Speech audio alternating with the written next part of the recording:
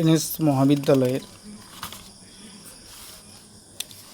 BA programme 6M সংস্কৃত স্টুডেন্টদের গীতার তৃতীয় অধ্যায় অর্থাৎ কর্মযোগ সম্পর্কে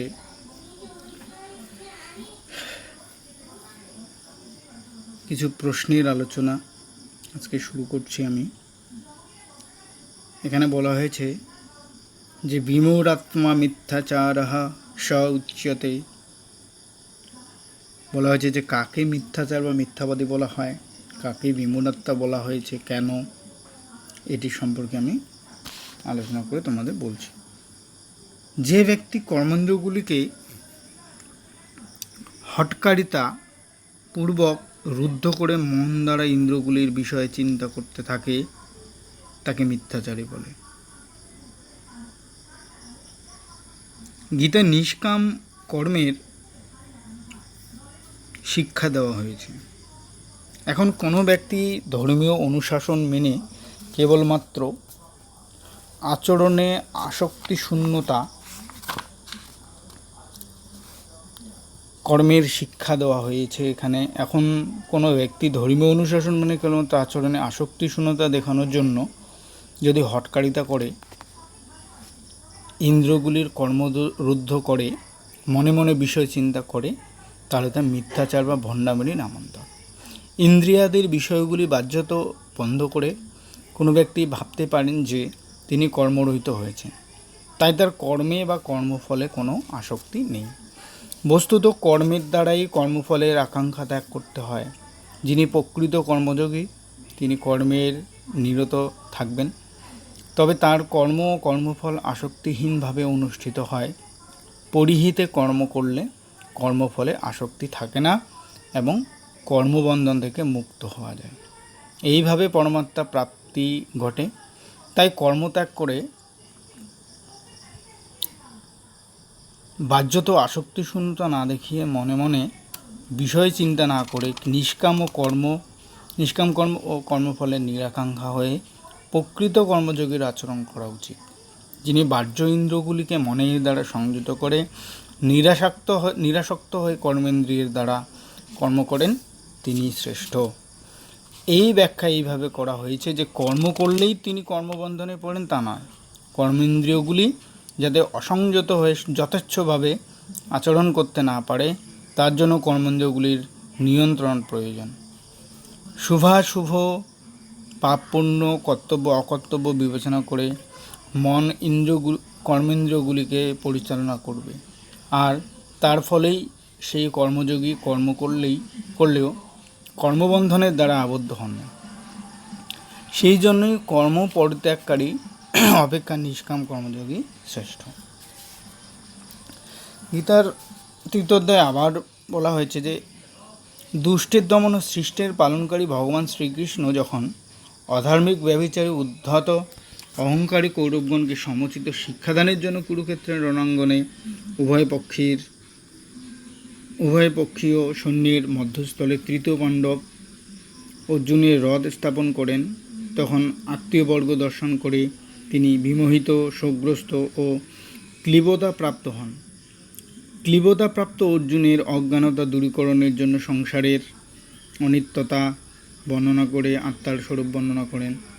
আত্মতত্ত্ব লাভকারী স্থিতপ্রজ্ঞ ব্যক্তির অবস্থা আচরণ বর্ণনা করতে গিয়ে কামনা ও অহংকার বর্জনের উপদেশ প্রদান করেছেন। প্রসঙ্গক্রমে কর্ম অপেক্ষা সাম্যবুদ্ধি বা সর্ববস্তুতে সমত্ব জ্ঞান লাভের শ্রেষ্ঠ একথা উল্লেখ করেছেন। এই প্রসঙ্গে অর্জুনের মনে সংশয়ের উদ্রেক হয়েছিল যে কর্ম অপেক্ষা জ্ঞান বা সাম্যবুদ্ধি যদি শ্রেষ্ঠ হয় তবে কেন এই আত্মীয় নিধনরূপ হিংসাত্মক কর্মে নিযুক্ত করেছেন।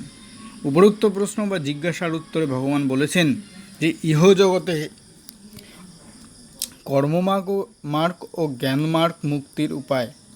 কর্মের মাধ্যমে চিত্তশুদ্ধি না হলে, আত্মবিবেক না জন্মালে মুক্তি অসম্ভব। কর্ম না করে কেউ ক্ষণকাল থাকতে পারে না, কিন্তু যে কোনো কর্ম করলে চলবে না, নিঃস্বার্থভাবে নিষ্কাম কর্ম করা উচিত। সর্বকর্ম ভগবানে সমর্পণ করার উপদেশ দিয়ে বলা হয়েছে যে ইন্দ্রিয় পীড়ন অপেক্ষা ইন্দ্রিয়কে বশ বা ইন্দ্রিয়কে স্ববশে রেখে স্বধর্ম পালন করতে হবে। স্বধর্মে নিধনং শ্রেয়, পরধর্ম ভয়াবহ। জনকাদি সিদ্ধ পুরুষের কর্ম আচরণের দৃষ্টান্ত দিয়ে বলা হয়েছে যে লোকশিক্ষার জন্য নিজের আচরণ মার্জিত হওয়া প্রয়োজন।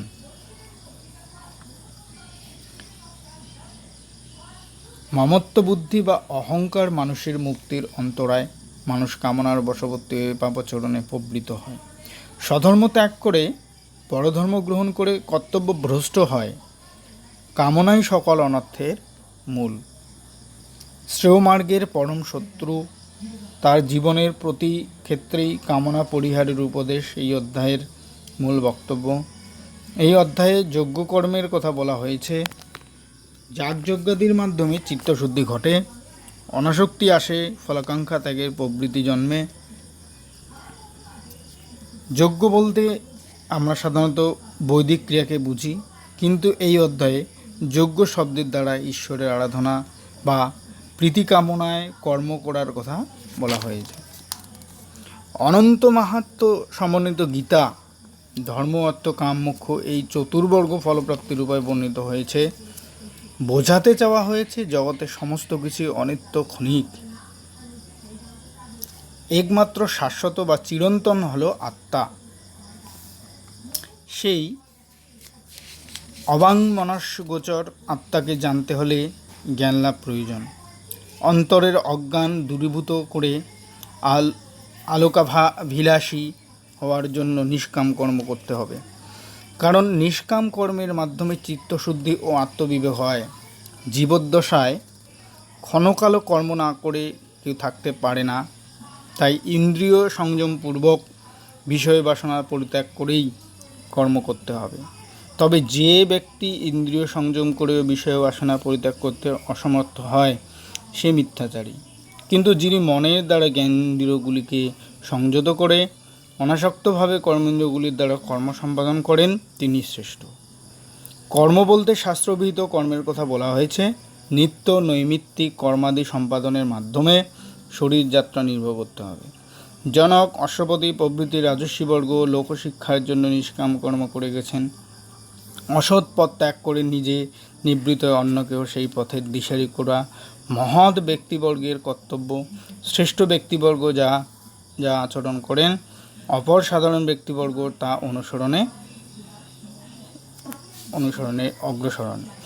তিনি যা প্রামাণ্য বলে গ্রহণ করেন সাধারণ লোক তারই অনুবর্তন করেন। ভগবান শ্রীকৃষ্ণ অর্জুনকে যুদ্ধে প্রবৃত্ত করার পিছনে যুক্তি উপস্থাপন করে বলেছেন, হে অর্জুন, তুমি জ্ঞানী ও শ্রেষ্ঠ, তাই ধর্মের গ্লানি দূর করতে স্বধর্ম প্রতিপালন করো। তা না করে কাপুরুষের মতো যুদ্ধক্ষেত্রে পরিত্যাগ করলে সাধারণ মানুষও তাই করবে। ফলে জগতে অধার্মিকের আচরণের ধর্ম বিপর্যস্ত হয়ে পড়বে।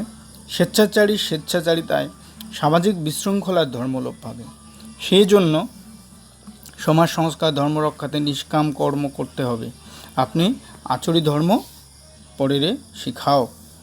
পরিশেষে ভগবান শ্রীকৃষ্ণ অর্জুনকে বললেন যে ফলাকাঙ্ক্ষা পরিত্যাগ করে কর্তৃত্বাভিমান বর্জন করে সর্বকর্ম ঈশ্বরে অর্পণ করে যে মানবগণ শ্রদ্ধাপূর্বক অসুয়াশূন্য হয়ে শাস্ত্রবিহিত কর্ম সম্পাদনে প্রবৃত্ত হয় তারা মুক্তিপথের সন্ধান লাভ করে।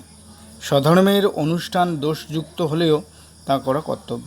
স্বধর্ম পালন করতে গিয়ে নিধনও শ্রেয়, কিন্তু পরধর্ম অধোগতির কারণ বলে বিপজ্জনক। সুতরাং স্বীয় কর্তব্য পালনের মধ্য দিয়ে জীবন জীবিকা নির্বাহ করতে হবে।